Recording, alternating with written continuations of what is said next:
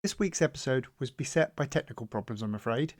So unfortunately, some of the audio in the interviews is not as good as it should be. If you could please bear with us, next time round we'll try and make sure that we don't have the same problems. Enjoy the show.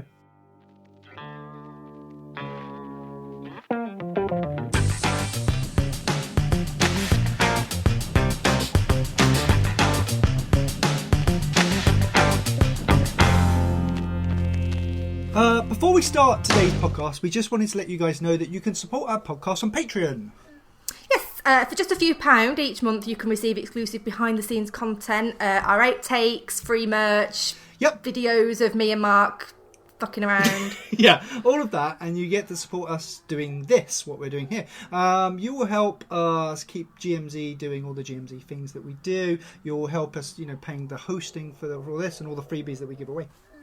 Yes, so if you can, that's cool. If you can't, that's cool too. We'll still be doing this anyway, probably till the day I fucking die. But thank you for listening, and now let's get on with the podcast.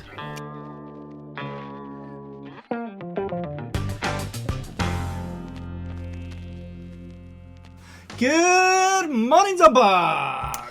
Good morning, Zompak, and welcome to another episode of GMZ. GMZ! That was very quick. You got that down there. It was like, good morning, Zompak. It was like that. Yes. Really quick. It was excellent. Thank you so much for tuning in to season 3. Season 3. That's where we're at. Season 3, episode 3. Season 3. Bex and I are just like you guys out there. Just you guys listening. We're just like you, except better looking. Because we're fans of zombie fiction too. And we're here to talk about zombie books, zombie authors, zombie films, zombie TV shows, zombie. Zombie.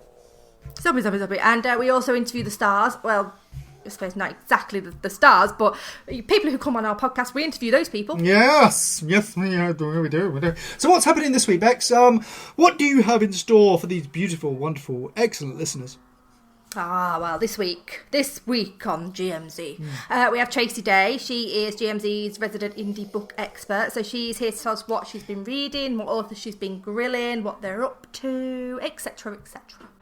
Awesome. Tracy's the best, and she knows her stuff. She's the best. Her new nickname is the Book Wench. That's her new name. She really does. We also have a special guest interview, and this week we are interviewing the awesome author Kevin J. Kennedy. Yes, Kevin was part of the Treasured Chest anthology team, so he did a story for that. Yeah, he wrote the Caracusa. Yeah, he did. I know you can't say it. No one can say it, but yeah, he did do that. Is that how it's pronounced? I think so. That's how I've been pronouncing it. Caracusa. No, I can't pronounce it. Caracusa? Caracusa? Yeah, that'll do. We'll have to ask him. Okay, let's get on with it. Let's get on with it.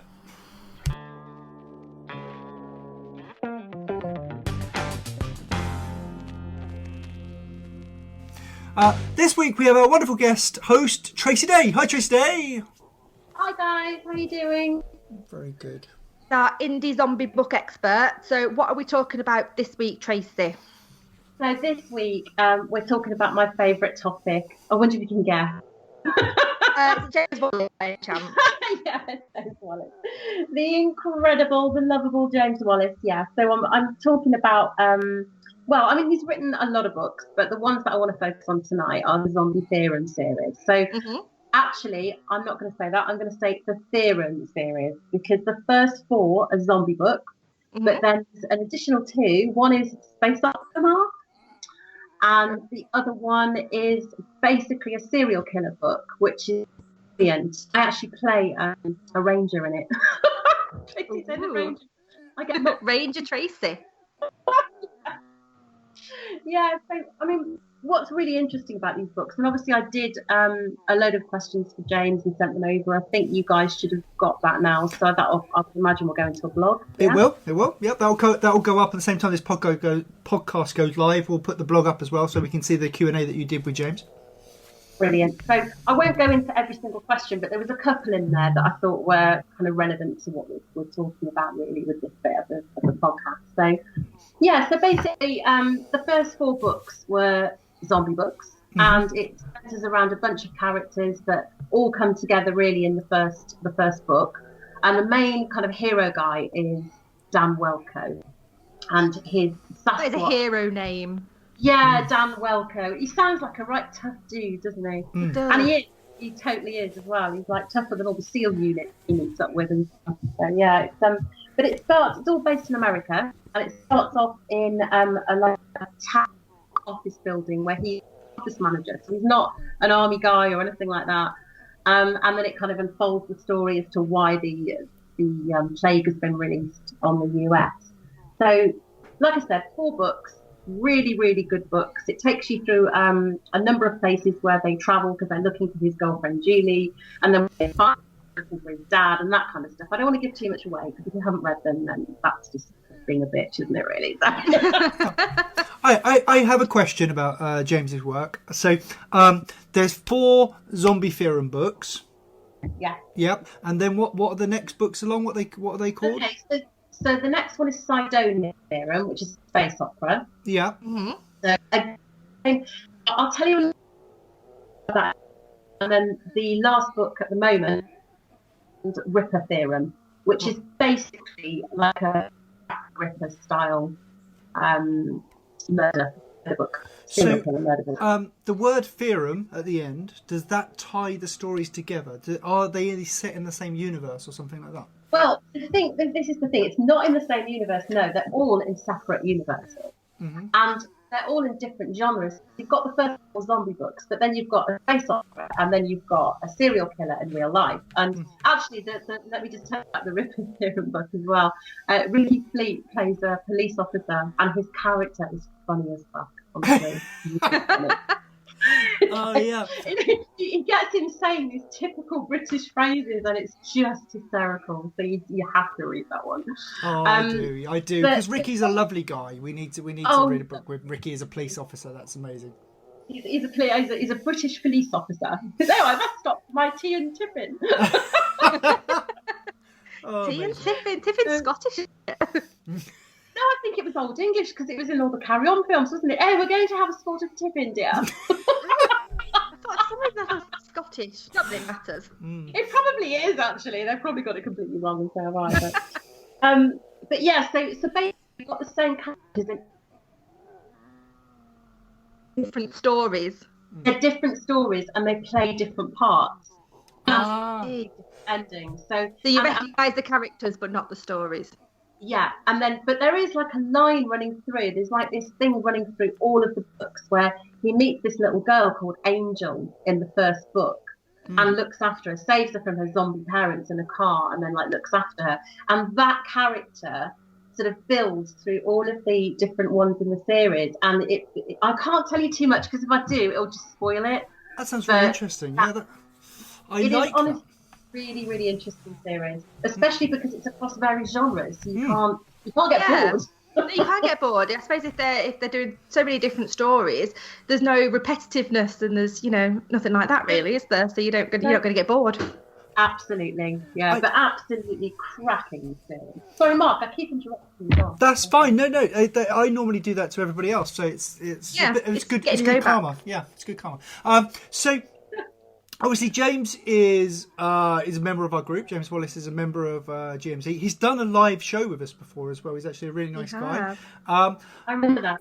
Yeah, he did that, and he loves a little tipple of Maker's Mark occasionally. I think he was the one who introduced me to it. Yeah, it was. Yeah, so he suggested it to me. Wow, yeah. He works for the company. He works for them. Yeah. Maker's Mark sales rep. Yeah. So James obviously is a really nice guy and used to have a wonderful relationship together. And just for anybody who's listening who don't know, our Tracy Day, our indie book expert, is now her new nickname is Book Wench. That's her new name because she is the book wench. She is in charge of all books. But you and James have got on really well for a long time. How did that relationship start? How did you guys first sort of get in touch?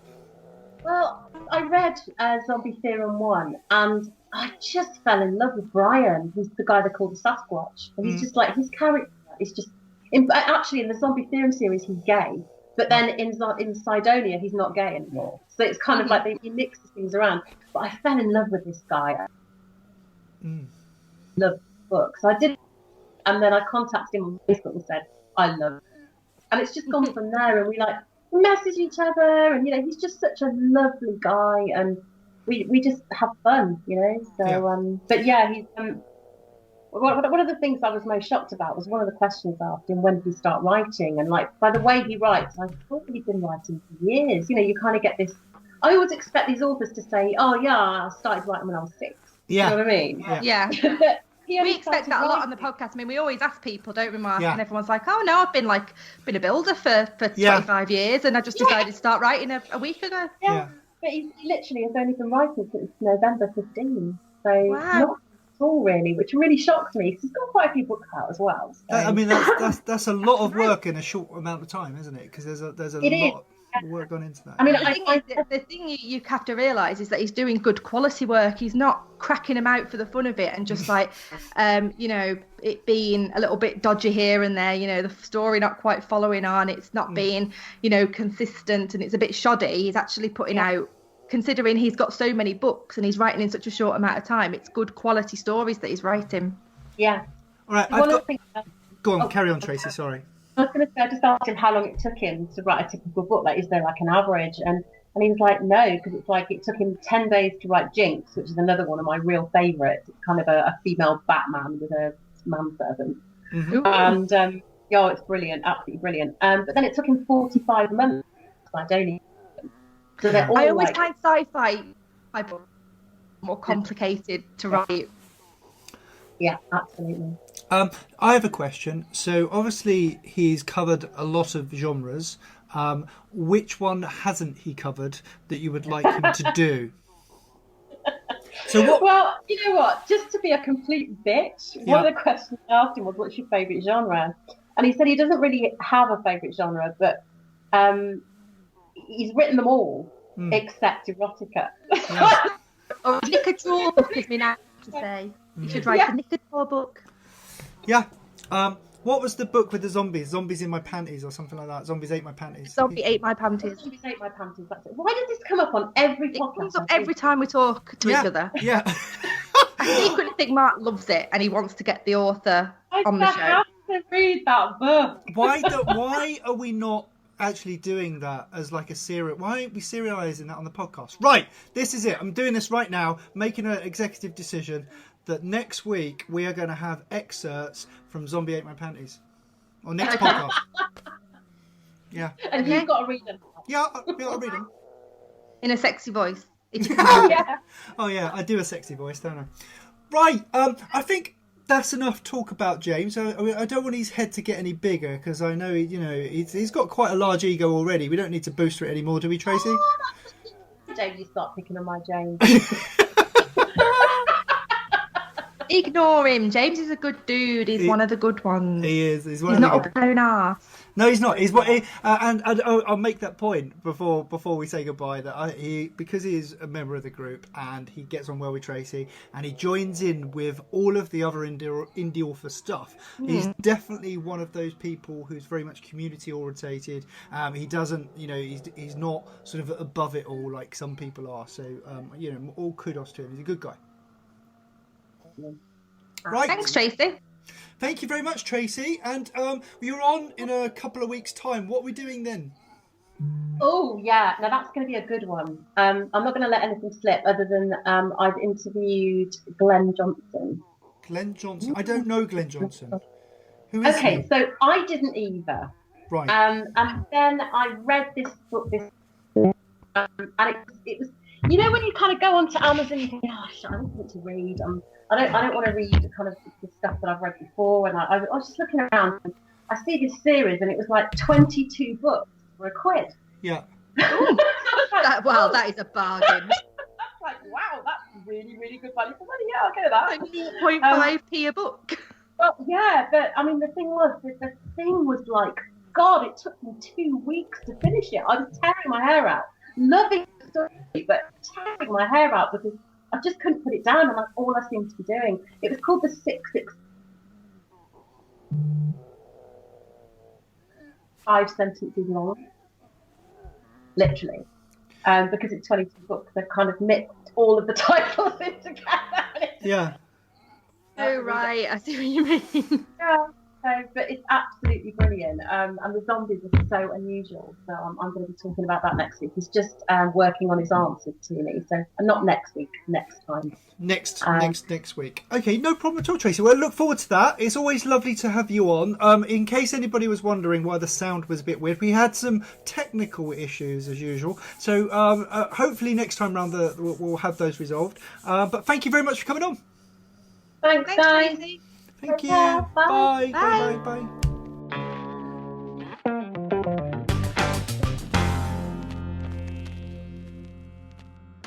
Bye.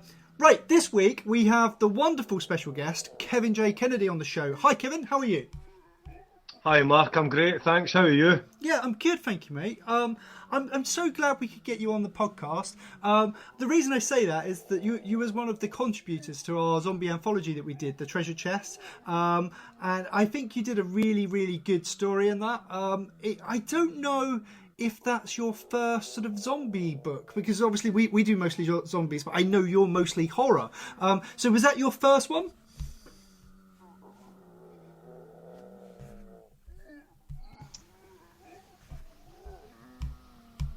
Mark?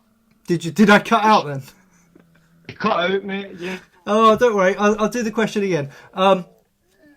So obviously, I'm glad that I could have you on the podcast this week, because obviously you was in our zombie anthology. I don't think you've done much in the sort of zombie genre previously, because you're mostly a horror author, aren't you? Why do you do horror? Well, I haven't done much zombie, but I absolutely love the genre. Some of the early kind of adult horror books I read were like Brian Keene's The Rising, City of the Dead. I read Berserk by Tim Levin. Although it's a kind of an almost switch on the zombie genre, one of my all-time favourite books was Simon Clarke's Blood Crazy. Sorry, I forgot the name of it there. Very, very much a zombie book, in my opinion, although it's kind of everybody over 18 becomes a bit rage infected. You know, it was long before the movies were doing it, but I've only wrote that one zombie story that I sent in for the anthology, which I'm massively proud to be a part of. But overall, just horror. I've always loved horror. When I was very young, I watched movies. My uncle had a wee corner shop where he rented, you know, a limited amount of video, probably a third of them horror videos, and every Sunday I used to borrow two and watch videos that were for 18-year-olds when I was maybe 7 or 8 or 9 or whatever age. And then as I get about 15, 16, sort of adult horror and just get absolutely hooked. But a lot of my favourite books and a lot of my favourite films are zombie. I've just not really written anything in that subgenre yet. I mean, you know, horror, zombie, rage-infected zombies, it's all part of the same thing, isn't it? It's funny you should say that about the video shop, because that seems to be a common theme for horror authors. I think nearly all of the horror authors I've spoke to on this podcast have said the same thing. Not necessarily that they had a family member of a video shop, but they all remember running home, you know, at 10, 11 years old with a VHS stuffed up their jumper that they're not supposed to watch, and then getting home and putting it in the old, the VHS player and stuff like that. So it's funny, isn't it, how we all of us kind of had that forbidden fruit of the VHS tape. Yeah, it's probably an age group thing, Mark. I think for a certain age group, we used to go to the videos, and back then it was kind of like you look forward to Friday night to go down and rent 2, 3, 4 videotapes, whatever you done. Things were much more limited back then. You didn't have, Netflix and various options to go and pick for thousands of movies. You went to the video shop and the horror section was often quite small. Yep. Maybe 50, 100, 150 videos if you were really lucky. And you kind of picked your best ones and then sort of worked your way down. And I think for a lot of us, that made realize that some of the kind of low budget, people might not realize it's not had millions of pounds spent on advertising. I think a lot of us realise it's actually pretty special. And it wasn't about, it had £18 million, but it was the fact that some guy that loved zombies or whatever subgenre it may be, could appreciate. I think the volume differentiate between what you might want to watch or read compared to, I love the so much available these days. It's great to have you here on our podcast, Kevin. One question we tend to ask all of our authors who come on, and it's a pretty standard interview question, but how did you first get into writing books? Was it something you did as a child? Is it something you did in later life? How did you first get into it? I think I've read interviews almost every one of my favourite authors, including a lot of the indie authors, because everybody these days, they're doing interviews, they're on blogs, they're talking on Facebook and Twitter about what they've done and how they feel. I think for myself, I think I'm quite different for a lot. I didn't write for a young age. I wrote my first story less than 3 years ago. I always read horror, even when I was a wee boy, I used to read the point horror books. I've always been quite into the horror genre, but the only thing I ever really felt about writing was that I always thought that if one day I had one short story in one book, then I'd be pretty happy with myself that I was in a book. I just I love books, so I thought if I'm in a book that would be amazing. Never really considered writing. I left school when I was 16. I never thought it was an option. Then I met a comic book writer from Airdrie, this guy called George Lennox, and funnily enough, he writes a comic book that quite a lot of your fans might have read. It's called Vietnam Zombie Holocaust. Right, yes, I've heard of it, yeah. It's absolutely amazing, Mark, and as I say, through meeting at conventions and things like that, although we both live in Airdrie, I'm not selling his stuff because we're friends. It's one of the best indie comics I've ever read. And I think I met him and I realised that some guy for Airdrie was doing something a bit bigger than I had ever really thought was possible. So I was on Facebook one day and I seen an advert for an anthology that was looking for short stories, and I thought, you know what, I'm going to try and write one. I'm going to send it in. I'm going to see if they like it. So I sat on the floor. I wrote a story that I think was about 2,000 odd words, and I sent it in, and the publisher picked it up. Wow! They then contacted me to say the anthology was going to have 2 stories from every author. So I messaged them back to basically say I'm not an author. I wrote you a story, I hope you publish it, but it's the first story I've ever written. So they asked me to write a second story anyway and send it in and see if they liked it. So the second story I wrote was a lot of the sort of speech when the characters were talking in it was Scottish slang, which a lot of people may not understand. So the publisher, it's a husband and wife. The husband loved it, and the wife didn't really understand it. However, it's Alucard Press. It's Chuck Anderson, guy. I believe he lives in Canada, but I think he's lived in Scotland. Yeah.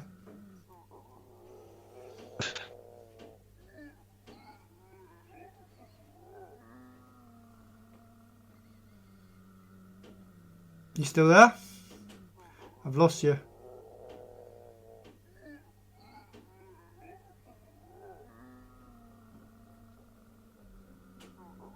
Anthology calls that I found. I like a lot of it.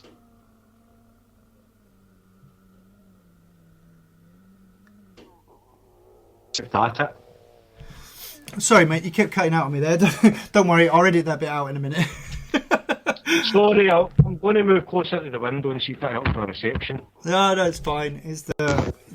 Keeps cutting out. I don't think it's just you. I think it's me as well. Right. I've moved closer to the window. Oh, so. That's better. Right.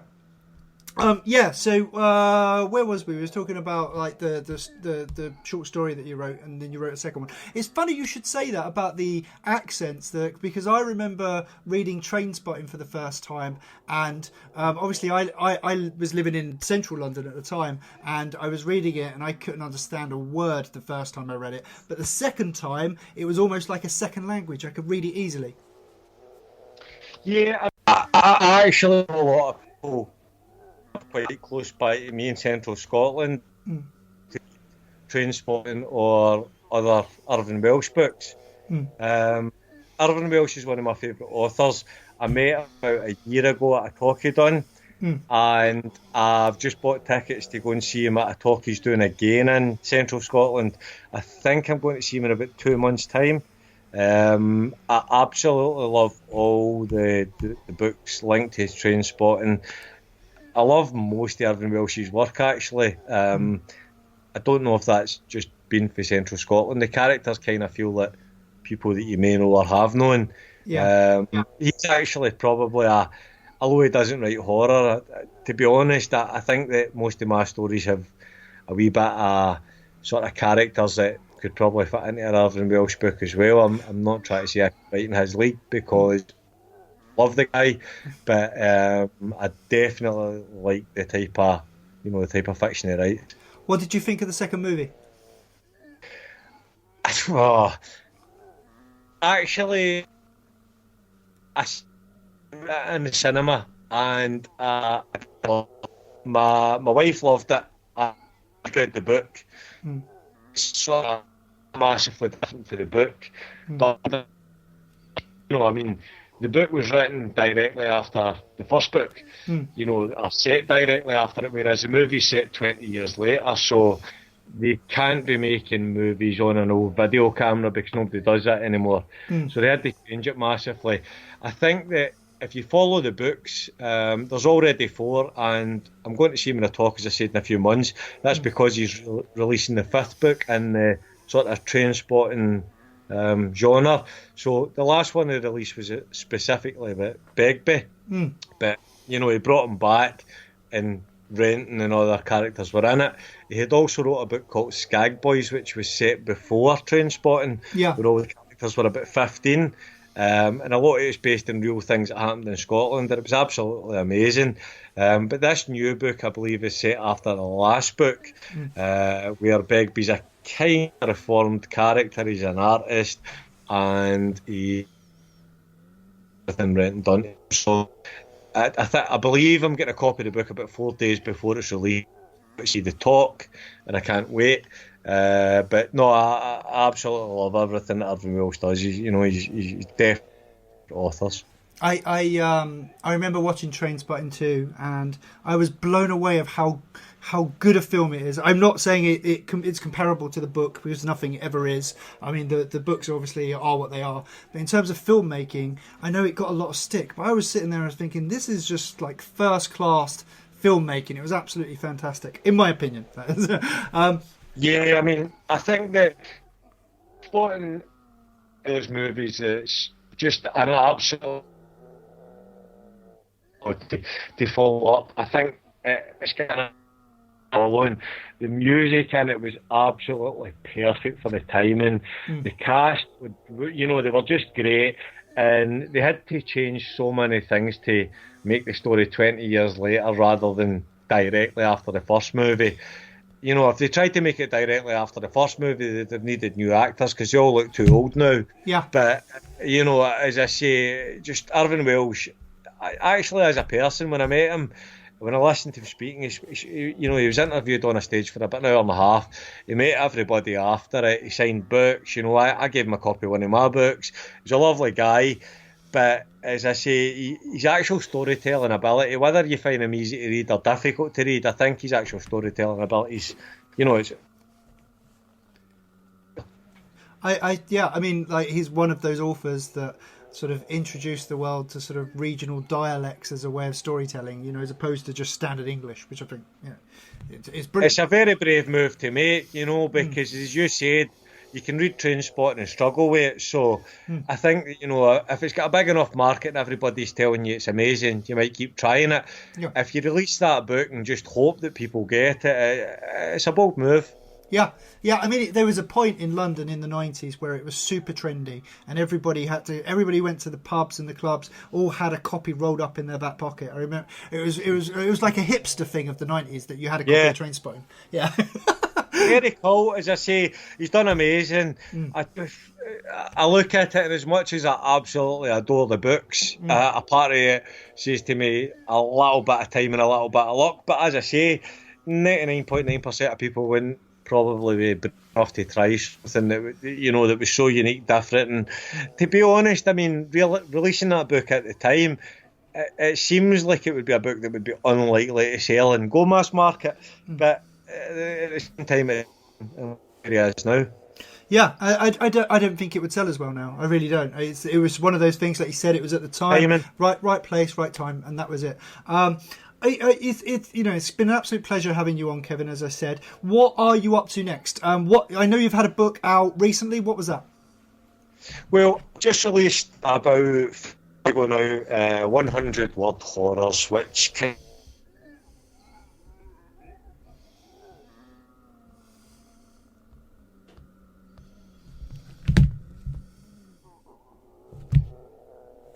I get 110.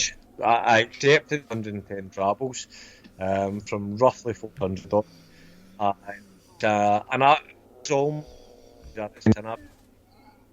And it's got my favourite upcoming indie authors, guys that are writing stuff that just blows me away. It's got Bram Stoker award winners. It's got, half of the big names in it have won multiple awards. It's got Amazon top sellers. It's an absolute mix, but regardless of that, the stories that I picked were. It's on sale. The Kindle's available right now. The hardback will be available in the next few days. And after that, I'm currently working on a story that I'm co-writing with Christina Berglund. That'll be between novella and novel length. And as I'm closing in on sort of the midway point on my story for the next anthology. You're done, Mark. Okay, right, mate. So I think that's everything. Is there anything else you want to tell us about? Have you got a website or anything like that? Yeah, well, if anybody wants to have a wee look at my website, it's www.kevinjkennedy.co.uk. I've got a normal Facebook page. I've got an author's Facebook page. I'm on Twitter and I'm on Goodreads. Outside there, I don't really understand a lot of social media, so that's basically where you'll find me. Excellent, fantastic, Kevin. Thank you very much for coming on. I really appreciate that. Thank you. Bye-bye. Mark, it's been a pleasure. Thanks, mate. Bye-bye.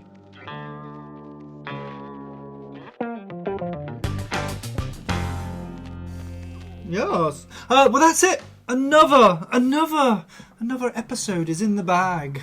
It is. Another bump along super special episode again. Yeah. They get long, don't they? When you've got like when Tracy, we have the wench on. The book wench, when she is here, it's good for like all the people on Patreon, the patrons on those guys, the guys who are doing that, because they get all the outtakes. But for us, it's a little bit exhausting. It's quite a lot. The patrons are the lucky little bastards. Yeah. Have you been enjoying it in the group?